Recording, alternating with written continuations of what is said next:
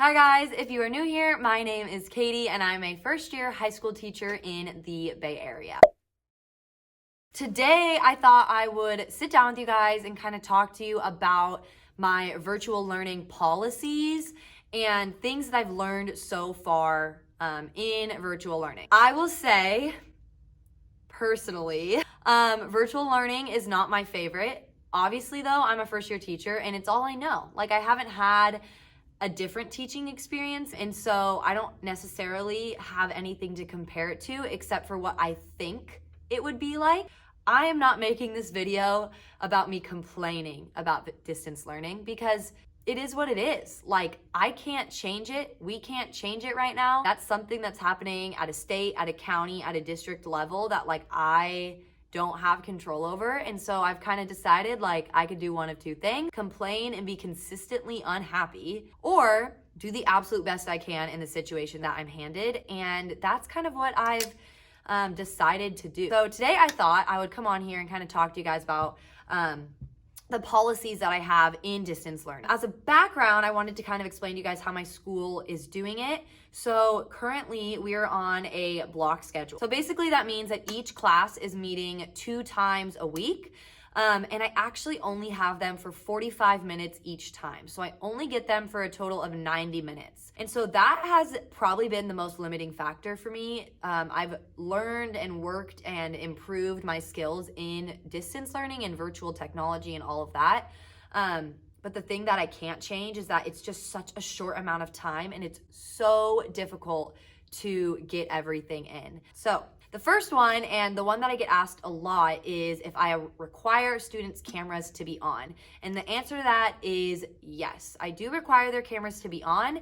In the beginning, I wasn't requiring it and I just encouraged it. So I do require them to be on unless they have a pre-explained reason to me. So if they emailed me beforehand, or if we've already talked about a reason as to why their camera can't be on, and I understand there's different situations, different family and home lives and comfortability, so I'm understanding of that. But if a student has not told me why their camera is not on, then I consider them absent for the day. That is my first policy. My second policy that kind of goes along with that is distraction. I obviously can't tell if a student is on their phone as easily as if I could if they were in the class. However, when students are online, I obviously can't limit that. So I don't really do anything about phones, but I do talk about distraction a lot and the importance of staying focused for 45 minutes. And I think a method that has really helped me is I'm just really honest with them. I'm like, hey guys, I really need you to pay attention to this one part.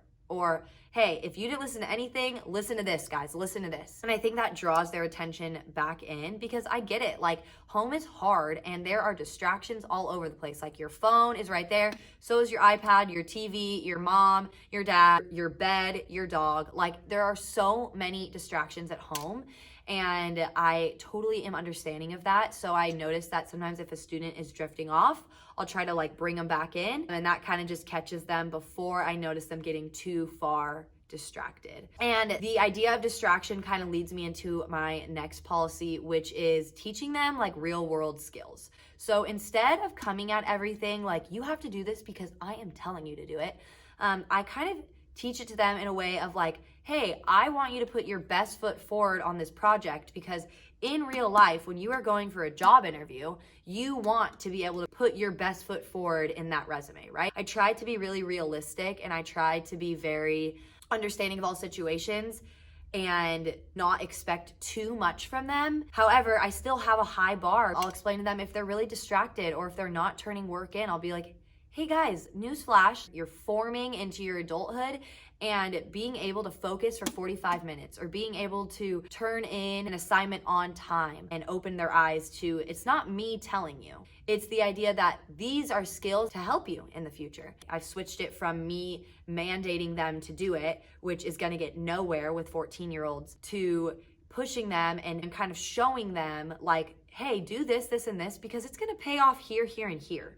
And I think when you kind of give that clear plan, it totally helps. That kind of leads me into late work. So what do I do about late work? Well, right now I actually accept all late work up until the test. So everything, let's just say we take our chapter 3 test, you can turn in all of your chapter 3 work up until the day of the test. And I think the purpose of this is that I want to be understanding of some things come up. Family emergencies come up. Things happen. You get sick.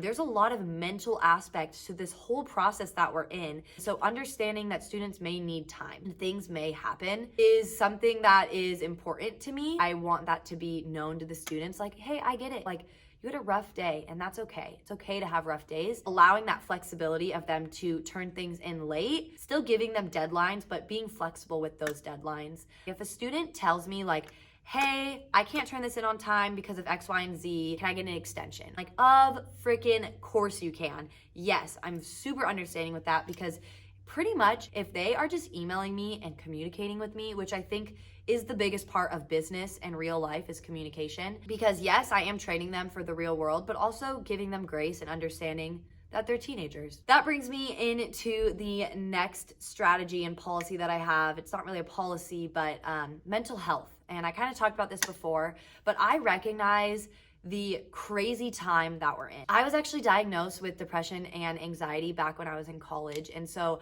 I know what it feels like to be in a place that seems like nothing is going your way. The anxiety and the mental aspect, it really just takes over. And I know the reality that that's happening to a lot of students right now. And the fact that I can't have my classroom be a physical safe space that they can escape into is hard for me. And so I have really pushed the idea that I'm available for these kids. I'm here for you. If you want to talk, if you want to meet with me, if you need time, I'm understanding of that. If I had more time with them, I'd be doing activities and exercises and different things that can help with that, like meditation and various exercises that kind of just help with that mental aspect of it. There's just such limited time, that 45 minutes. It's so hard to do it. And it actually is what frustrates me the most, I think, is that I'm not able to do the thing that I really want to do, and that is check in with their mental health. All right, so my last policy that I kind of want to share with you guys is about cheating. I know that students are doing it. Like, there's no way to think that they're not. There's no way for me to regulate what they're doing. Basically, I decided to like flip the switch. Like, I told them, hey, I know you guys have your resources. You have Google, you have your textbook, you have your workbook. So let's use those to your advantage, right? Let's use those resources to help you with the formulas, to help you with the memorization, to help you with the methods, right? But I also want to make sure that you're understanding and that you're not just copying down the work. So instead of only having students click multiple choice answers, I have them show me their work, but then also sometimes I ask them, hey, how did you get that answer and why? And so checking it for understanding has been something that has been really helpful. Like being able to check in and say, hey, how did you get that? And why did you get that? Like, what did you do there, you know? I think also when you take that like factor of like, ooh, I'm cheating, I could just cheat. Like you take that like, ooh, aha away, and you're literally like, oh yeah, if you didn't understand it, look it up in your textbook. I want it, it'll show you the answer, you know? I think it takes that factor of students having to be secretive when it is just something like, oh, well, if I need it, I can use it, but I'm gonna try and use what I know. So that's kind of all of the like heavier policies that I have. Some of the strategies that I've been using in order to kind of keep engagement up, keep students coming to class and excited to come to class. The first thing that I do is a fun warm-up. So about 50% of the time, I do a fun warm-up instead of just like a basic warm-up question. Sometimes I do review questions and math-related questions because sometimes I need to in order to review, in order to cover everything. But sometimes I will ask a fun question, like, what's your favorite condiment? If you could be any animal, what would you be and why? I think that just kind of opens the students up to tell me about themselves. You kind of get that little glimpse out of each student, and I have been loving that. Also, something that I do, especially on the days that I don't ask that type of question, that I may be asking a more math-related question, I will ask them all like, how was your weekend, guys? Like, did you do anything fun? Because most of the time they're not gonna say anything.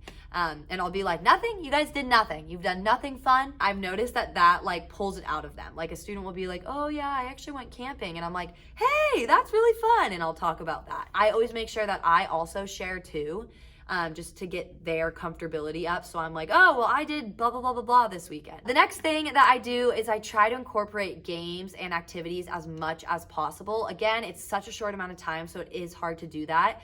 but playing Kahoot or quizzes or having them do like Jeopardy type games or playing music in the background, and the students really love it. Like, you guys should see their faces when I tell them we're playing Kahoot. They're like, let's go! Like, they are so excited.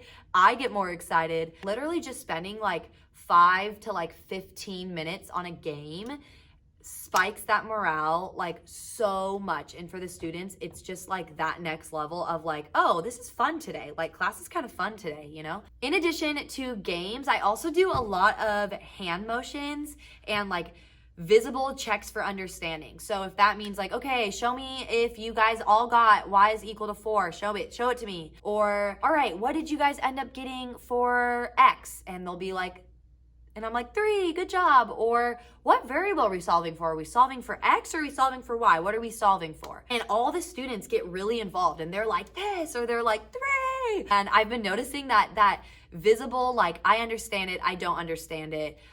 This is the answer, this is the answer, this is the answer, is helping students that don't feel comfortable unmuting themselves to still share their answers. But I really encourage like physical movement, and I think that kind of might be the like elementary teacher in me, since I have my elementary credential as well.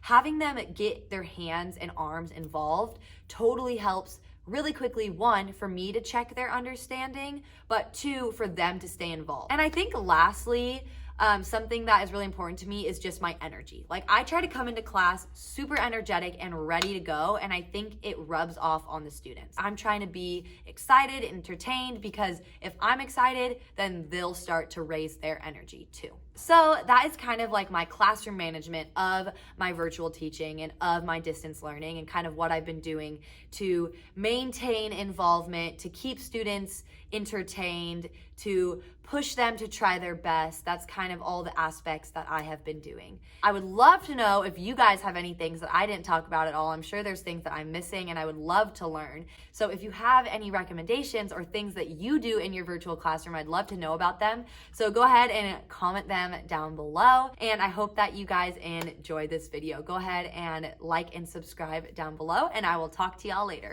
Bye.